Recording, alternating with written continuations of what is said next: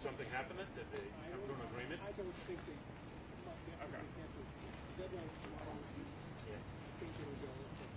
No. Another day away from home. There's no agreement. I'll take it. I'll take it. Ryan, what's happening? We're wrapping up their membership meeting in 3 hours.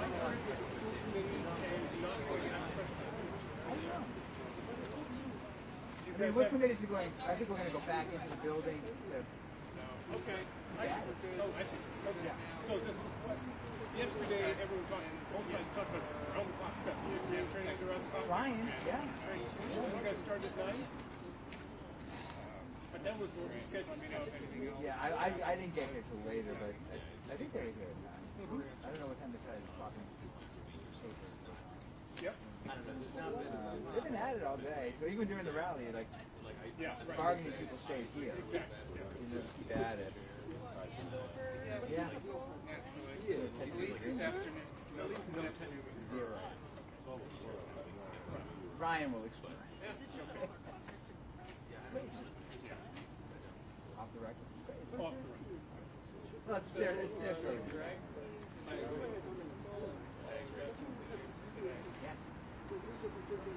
It was.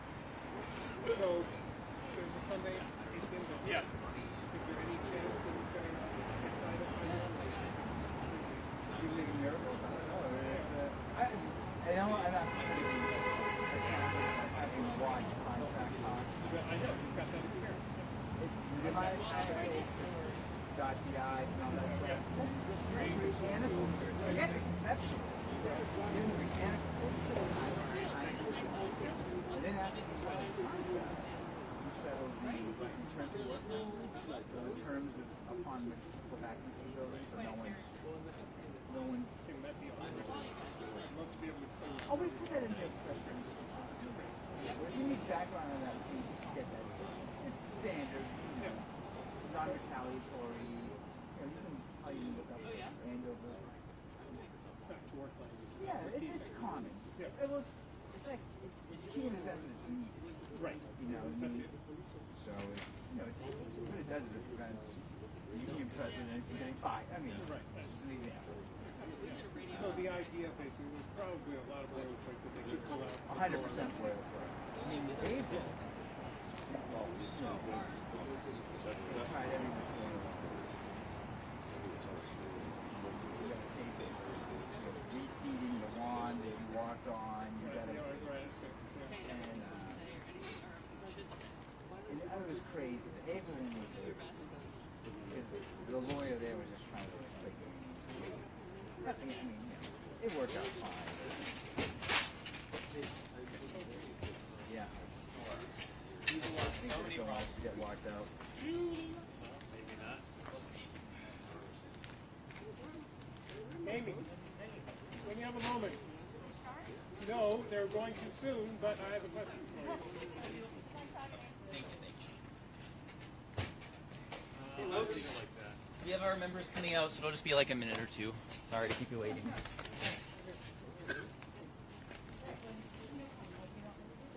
Before Ryan talks, just kind of lift up one of the issues. I think what you said about Unit C, state, especially how the rally today was sort of statewide, and this fight really looked up that ball. So, hey, yeah, so come right up here. Should I introduce myself? Like, say my name? Yeah, you or can do not even say care about your that? name, Okay. say your role, and then Okay. also just spell your name because it'll be helpful. Spell it? later. Okay. Yeah. And then we'll take our How you members doing? Hi. here. Just give us all a second so we make sure we're all rolling. Oh yeah, you have time. So members, come on up. We're gonna make kind of a Hi. U over here behind our speakers. Great. You can come a little closer. I would have washed my hair if I'd known. Do you want an NTA hat? Maybe. Here. Thank you. Want that density? Good. I don't have lights. Oh, no. Oh, sure. All right. Are you ready? Everyone ready? Yep. Hi, I'm Sarah Quinn. I'm the coordinator of speech, language, and hearing services for the Newton Public Schools.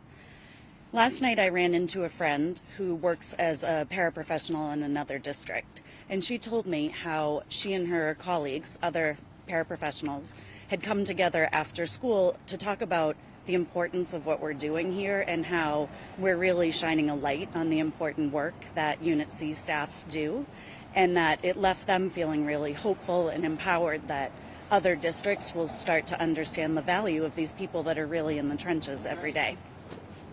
Go ahead. No, that's good. I'm good. Yeah. Oh, you already did it. I just. No, she was just talking. I just missed it. Okay, sorry. I apologize. Okay. On the wall of our room in the building behind us, we have two pieces of paper hung up. One is the number of days we've been on strike, 9. One is the number of meaningful tentative agreements that we've had with the school committee since we've begun this strike, 0. I do not know how many times I have to repeat that this is unacceptable. We offer counter after counter, compromise after compromise, and the school committee refuses to work with us to find solutions to real problems in the schools.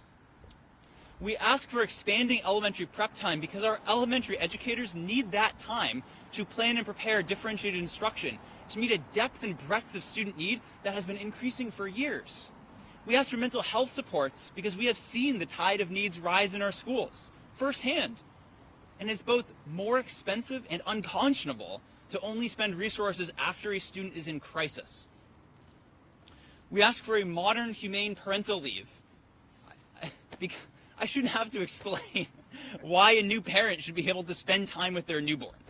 Nor should I have to defend why Newton needs to pay our aides and behavioral therapists enough money for them to live on as they care for our most vulnerable and diverse students. And yet that seems to be where we are.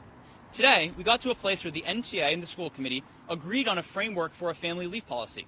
All they had to do was sign the piece of paper. But they didn't. Sorry. But they didn't. Instead, they tied their acceptance of this policy, a common sense moral imperative that is in line with what other districts have, to increases in their health insurance proposal. This is not the way to get our students back to the schools that they deserve with the supports that they deserve. Every time we're close, every time they should be ready to sign, they tie their proposals to cost increases. The school committee is trying to get us to split a cheeseburger among our whole membership while Mayor Fuller is feasting down at Town Hall, City Hall. Let me be unequivocal, as we have been with the school committee. The current allocation is not enough to settle this contract. So why won't they get more? Because Chris Bredsky and the school committee are not working for the people who elected them. They are not working for the people they represent. They are working for Mayor Fuller. And I don't know why. It deeply saddens me, and it makes me really upset. I would love nothing more than to stand up here next to Chris Bredsky and hold hands, whatever, make a joint statement reaffirming what City Councilor and Finance Committee member Bill Humphrey said today, which is the city does have money, and they need to use it to give our students and educators what they need. But the school committee will not do that because leadership requires courage. And the only courage I see is out here in the streets, at our rallies, at our marches, as our members stand with educators and students and families from across the state and demand that our political leaders fund public education. Chris Bredsky, you have refused repeatedly to bring Mayor Fuller to the table. You make excuse after excuse after excuse. You tell me, oh, you're doing what you can. Where are the results? Instead of working with us, your colleague Tamika suggested that if I wanted to speak with the mayor, I should write her a letter. Chris Bredsky, this is on you. For as long as you stand out and refuse to do what is right, the closure of these schools, the pain of these families, the scars that are deepening in this community are on you. Because the educators of this city and the families of this city will continue to do what is right and what is just. And that means standing up for our students, standing up for our families, and standing against Mayor Fuller. Be brave, Bretsky. Be brave. Take any questions. All right, last night you met face-to-face. I think a small group did. Did that continue today, or did that fall apart? Yeah, we had several face-to-face meetings today. The unfortunate reality is, like I said, we made some substantive progress on parental leave, but they tied it to cost increases in health insurance. They have the money. They need to put the money into the schools. Does that feel like one step forward and two steps back at this point? Yeah, it feels like they're just focused on bean counting. We're focused on getting kids back to school. We're focused on providing real supports for real problems in the buildings that we're seeing to really support both our kids and our educators.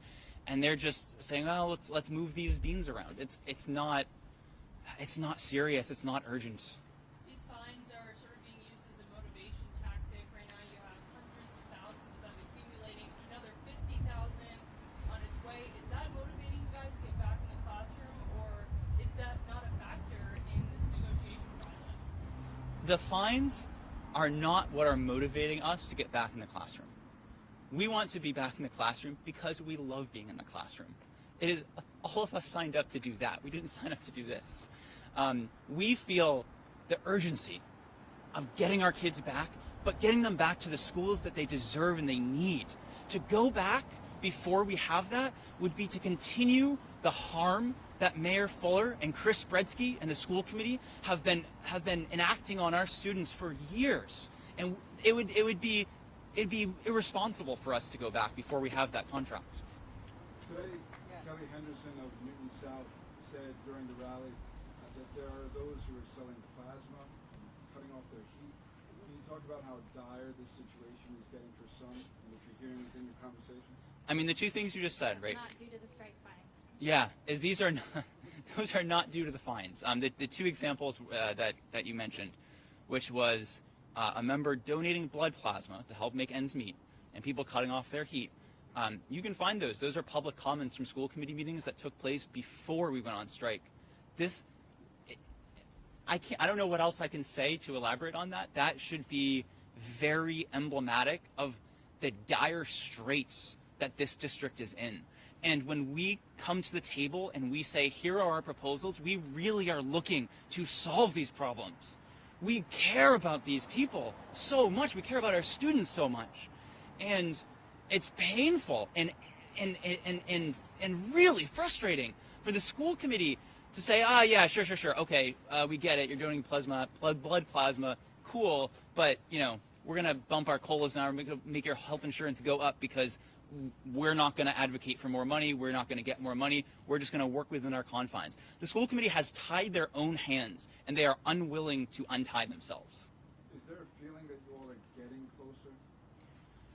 I would love to. I think the elephant in the room is that the current allocation is not enough to settle this contract. And until the school committee does something about that, we're going to continue to try to do things about it. We're out here every single day putting pressure on public officials. We hope more public officials, more city councilors will join with us.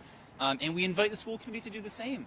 Like I said, I mean this sincerely, nothing would make me happier than to stand up here with Chris Bretsky and announce to all of you that we demand that Mayor Fuller increase the allocation. That would make me very happy. Ryan, in terms of dollars, how far apart are you? Last night, Bretsky said it was about $36 million. So I just, the individual numbers that we're talking about are, one, they're a drop in the bucket in terms of the overall school budget, which is this year is I think $270 million. Two, the budget for the next 3 years has not been determined. We don't have budgets for these years. And so for the school committee to say, oh, well, we can't do this because this is too expensive, this is outside of our means, they don't have a budget yet. They can't say that. They can advocate. We can advocate together to make sure that Mayor Fuller stops defunding the schools and gives the kids what they need to be successful. So the city has a long-year, 5-year, long-year, 5-year forecast, long-range forecast that they have. So there is some idea of what they're looking at or anticipating. So are you suggesting that that number or those numbers are not enough to get you guys? I'm suggesting that Mayor Fuller has consistently, over her tenure, underestimated revenues, overestimated expenditures, and now where we are is every year she turns around and says, oh, I have, $25 million in free cash. It's not free cash. It's not one-time funds. It's because this mayor doesn't know how to budget. Look at, I believe that it was October. I mentioned this the other day. October, the fourth month of the fiscal year, they'd already exceeded their investment income, which was projected for the entire fiscal year of 2024. This is not a mayor who is budgeting in a realistic way. And we have called her out on that, and I don't know why the school committee won't do the same. But it's only been the past 2 years that the city has seen free cash over $20 million. Previous to that, it was like 10 or 7 or something like that. So, I mean, it's not necessarily reliable that the city would reach. These are my favorite kind of geeky questions, okay? So, these are public documents, and I've compiled public documents on the city's revenues. Revenues have gone up about 4.5% over the last 10 years every year. So when Mayor Fuller says that we can only increase the school budget 3.5%, that's a bunch of baloney. It's just a bunch of baloney. Where's the additional money going? And every year, she underestimates by about 1% increase what her revenues are going to be. The city budget's about half a billion dollars. So when she underestimates by 1% what her revenues are going to be, that's a lot of money.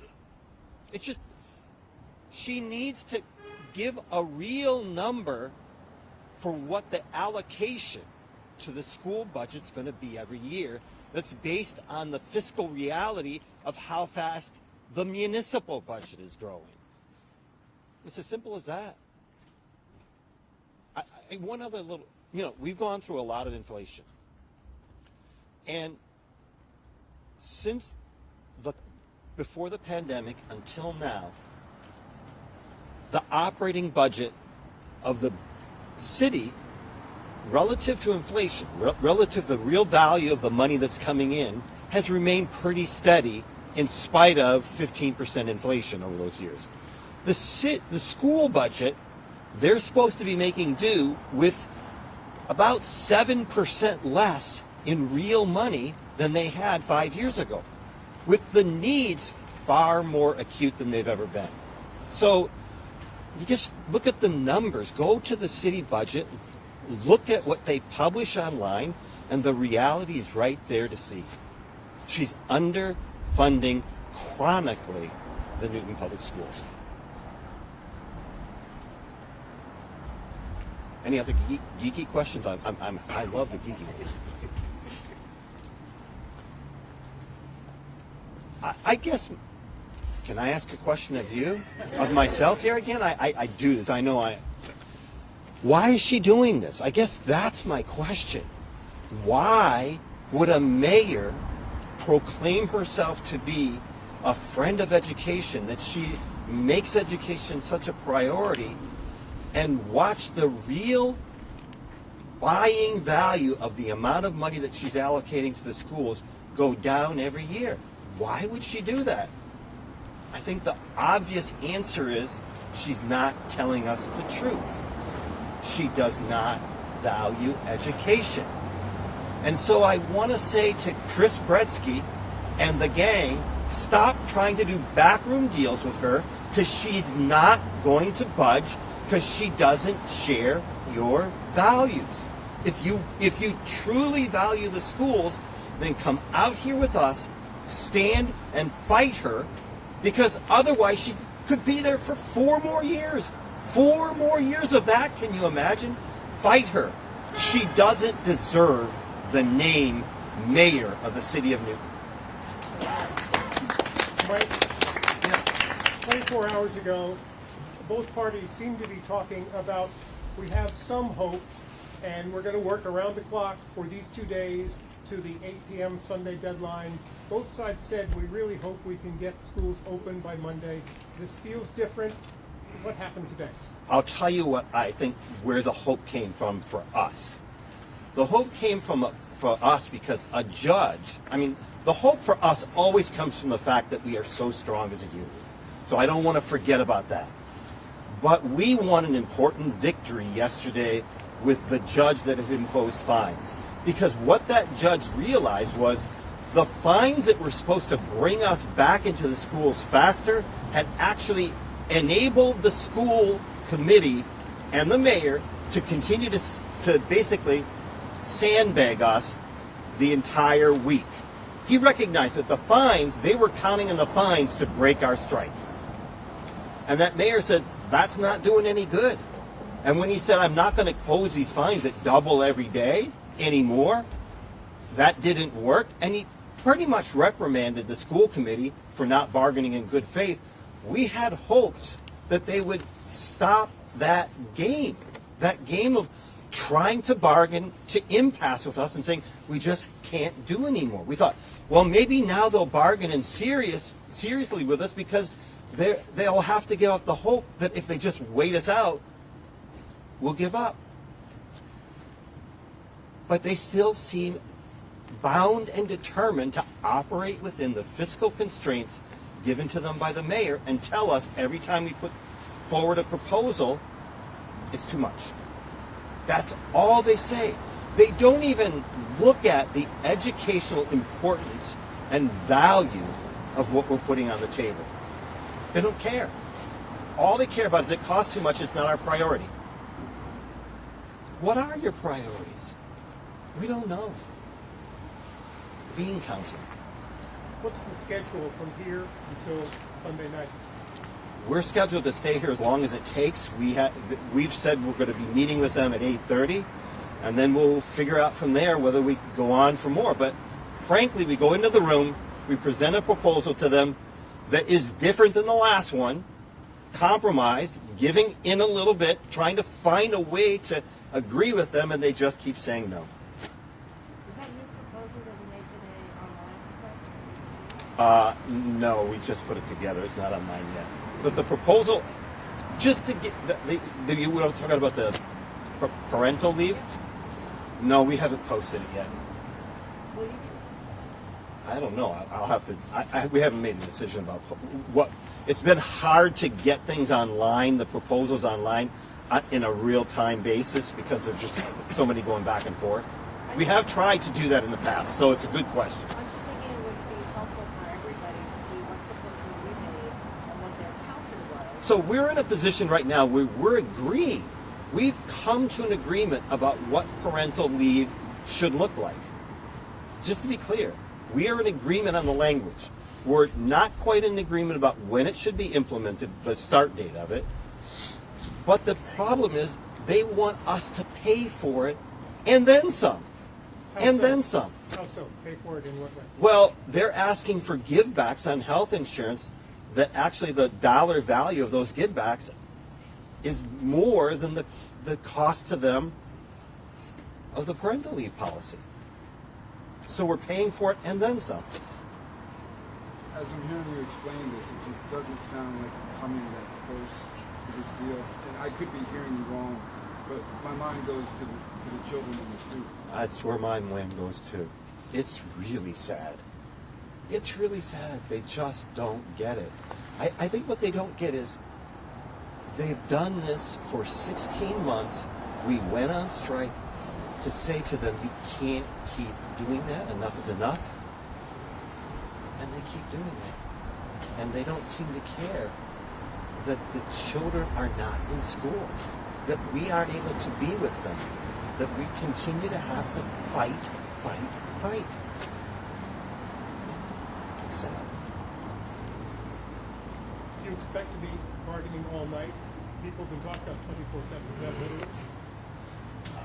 We could, if they're willing, we're willing. We would do it in crews. We would put together, different crews for different things. What do you really expect to happen? I expect that we'll go home at some time later in the evening, deadlocked like we are right now. And I don't know if there'll be a breakthrough tomorrow.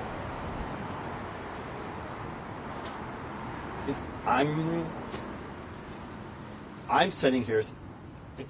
I think I'm not quite channeling quite the anger that that Ryan was channeling a little earlier, but come back in an hour or so and maybe you get that back, because it's just, what is wrong with these people? I'm just like, I feel like I'm living in a surreal dream. They don't understand what reality is like. They don't understand that what they put on the table right now, there isn't a chance in hell that the membership of the NTA would ever vote to ratify what they're putting on the table. It's impossible. And they're still putting it on the table. Would you recommend that we stay here looking for the next piece of news? You might want to stay here and hear the next piece of frustration. That's probably what you would get. And we might not speak as nicely as we're speaking right now. Or I just won't step up to the mic and let Ryan talk. Because, I mean, I think we can probably play good cop, bad cop, because I feel he's seen me. I have just gotten enraged with these people. It's really hard to contain that. They are just unaware of how much harm they're doing. Oh. Okay. Okay.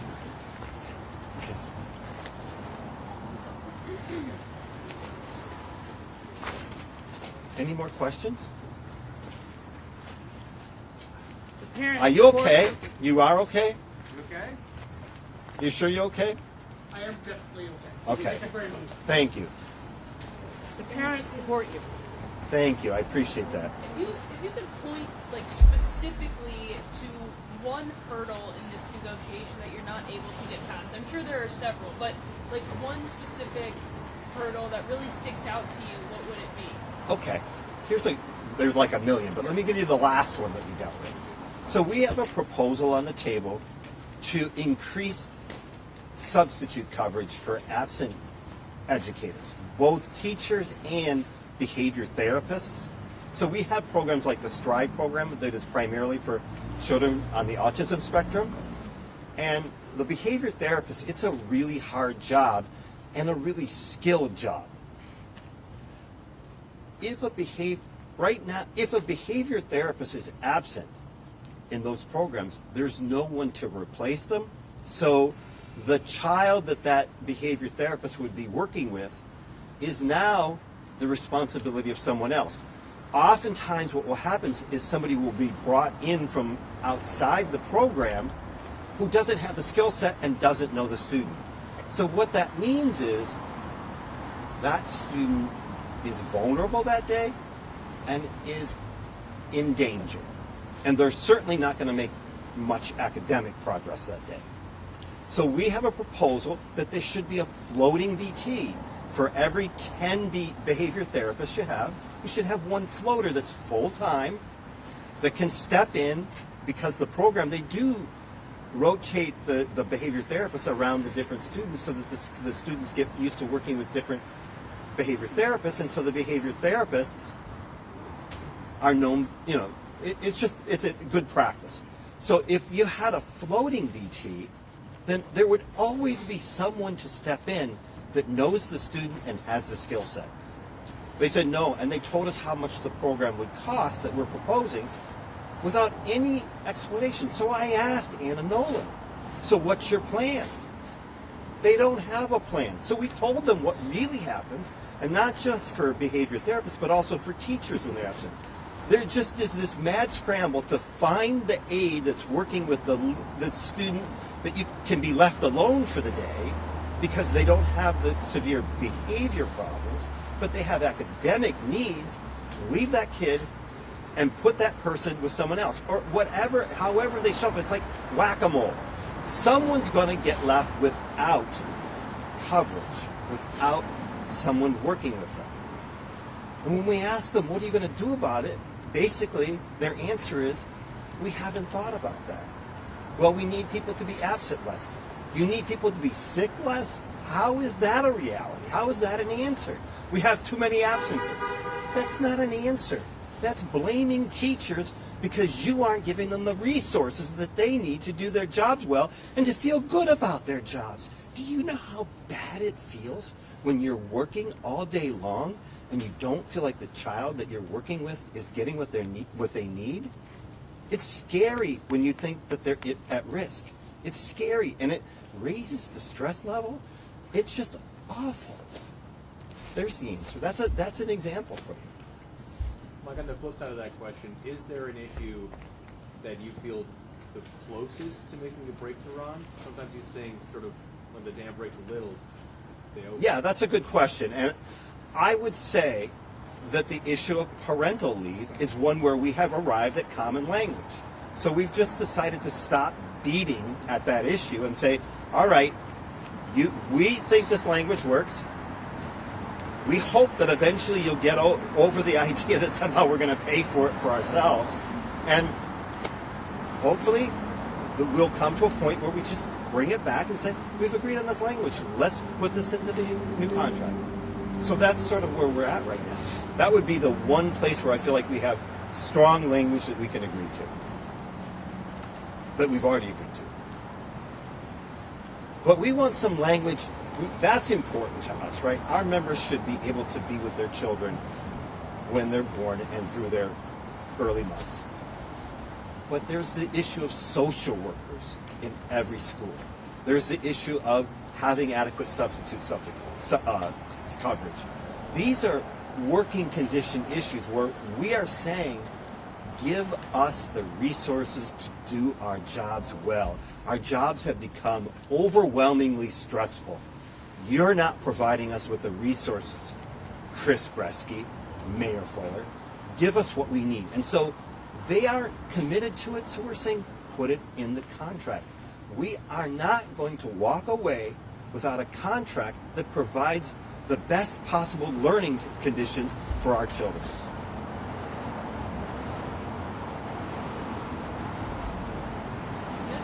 Okay, thank you.